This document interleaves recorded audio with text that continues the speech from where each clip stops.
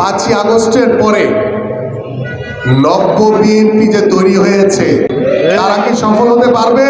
5ই আগস্টের পরে বিভিন্ন বিদেশি প্রভুদের অনেক ষড়যন্ত্রের কথা আপনারা শুনছেন। মিথ্যা সংবাদ মাধ্যমের মাধ্যমে আমাদের বাংলাদেশে ষড়যন্ত্র করার চেষ্টা করছে। এখনো কিন্তু স্বৈরাচার পরিপূর্ণভাবে আমরা মুক্ত করতে পারিনি। বিভিন্ন জায়গায় এখনো আওয়ামী লীগের প্রেতাত্মারা স্ব স্থানে বসে আছে। গত 17 বছরের স্বৈরাচার শেখ হাসিনার সরকার বহুভাবে এই বিএনপিকে ভাঙার জন্য অনেক পায়তারা করেছে, অনেক ষড়যন্ত্র করেছে। কোন ষড়যন্ত্রই কিন্তু সফল হতে পারে নাই। বিএনপির একটি নেতা কর্মীকেও বিএনপির জাতীয়তাবাদী আদর্শের থেকে, জিয়া পরিবারের আদর্শ থেকে কাউকে সরাতে পারে নাই। আমি এই জন্য কথাটি বললাম যে গত 17 বছর ধরে আমাদের বিএনপির ভারপ্রাপ্ত চেয়ারম্যান অক্লান্ত পরিশ্রম করে, নিরলস পরিশ্রম করে আমাদের বাংলাদেশ জাতীয়তাবাদী দলের প্রত্যেকটি নেতা কর্মীকে যেভাবে ঐক্যবদ্ধ করে রেখেছেন, সুসংগঠিত করে রেখেছেন এবং উজ্জীবিত করে রেখেছেন, আজকে 5ই আগস্টের পরে নব্য বিএনপি যে তৈরি হয়েছে বা নব্য যে আওয়ামী লীগ তারা এখন বিএনপি বনে গেছে, তারা বিভিন্নভাবে আমাদের ভিতরে অনুপ্রবেশ করে ষড়যন্ত্র করার চেষ্টা করছে। তারা কি সফল হতে পারবে? পারবে না।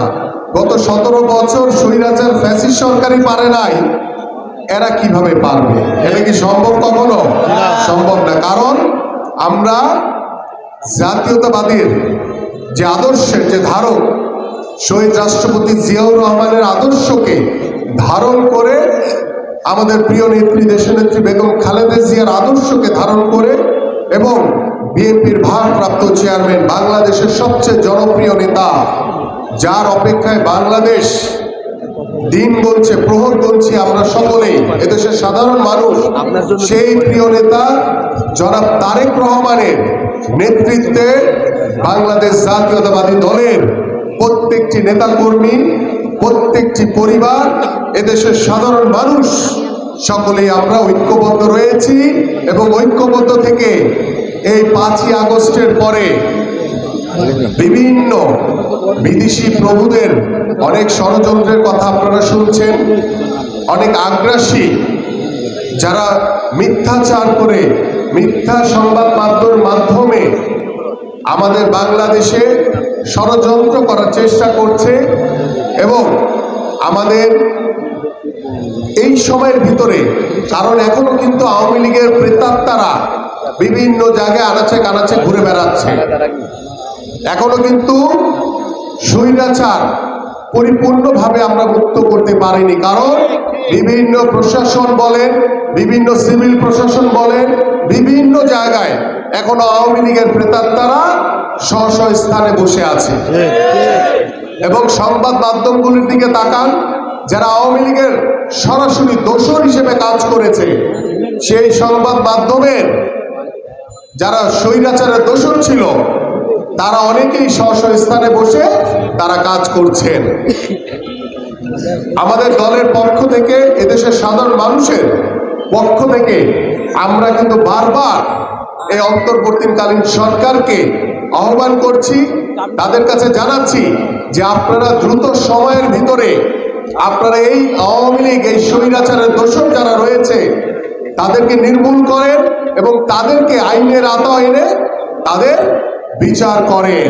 কারণ এই গত 17 বছর ধরে এই স্বৈরাচার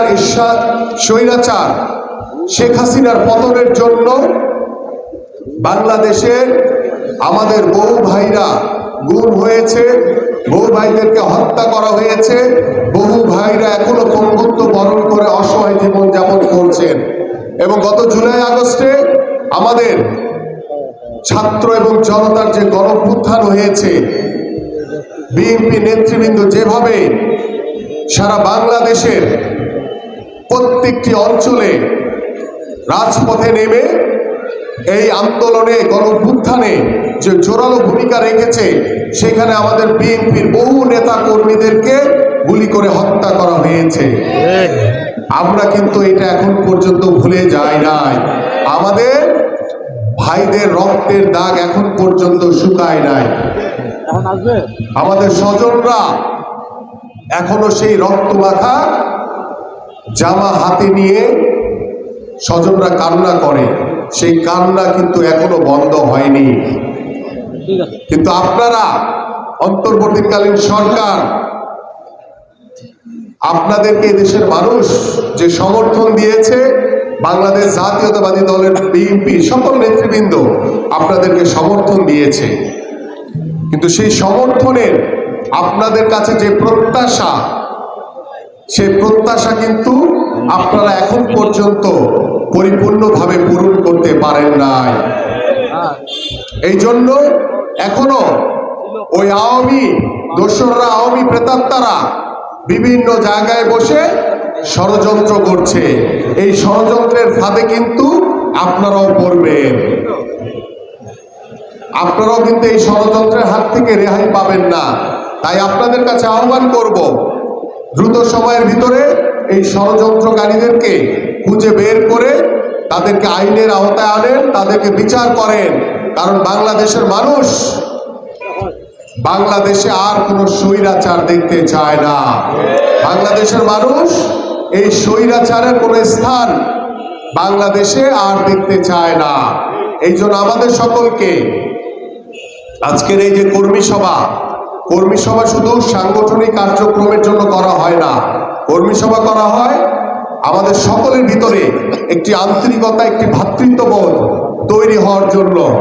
আমাকে একটু আগে টিটু একটি কথা বলে গেছে, এই বিষয়টি কিন্তু আমিও কয়েকদিন ধরে নোট করছি, যে আপনারা আহ্বায়ক যদি বক্তব্য দিতে আসে তাহলে এক সাইড থেকে স্লোগান হয়, সদস্য সচিব যদি বক্তব্য দিতে আসে আরেক সাইড থেকে স্লোগান হয়। এইটা কিন্তু করা যাবে না। এটা যদি করেন আপনাদের এই নেতৃত্ব আপনারা হারিয়ে ফেলবেন। আমরা এমন নেতৃত্ব দেখতে চাই না যে নেতৃত্ব দুই ভাগে ভাগ হয়ে যাবে।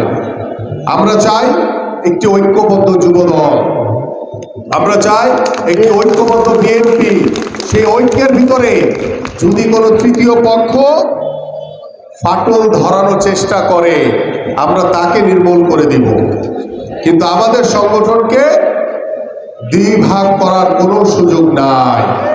কারণ আমরা বিএনপির ভারপ্রাপ্ত চেয়ারম্যান জনাব তারেক রহমানের নেতৃত্বে সকল ষড়যন্ত্র মোকাবেলা করে আমরা ঐক্যবদ্ধ রয়েছি, ঐক্যবদ্ধ থাকবো ইনশাআল্লাহ। বাংলাদেশে একটি সুন্দর সমাজ গড়ার লক্ষ্য নিয়ে, একটি সমৃদ্ধশালী বাংলাদেশ গড়ার লক্ষ্য নিয়ে আমরা কাজ করে চলেছি।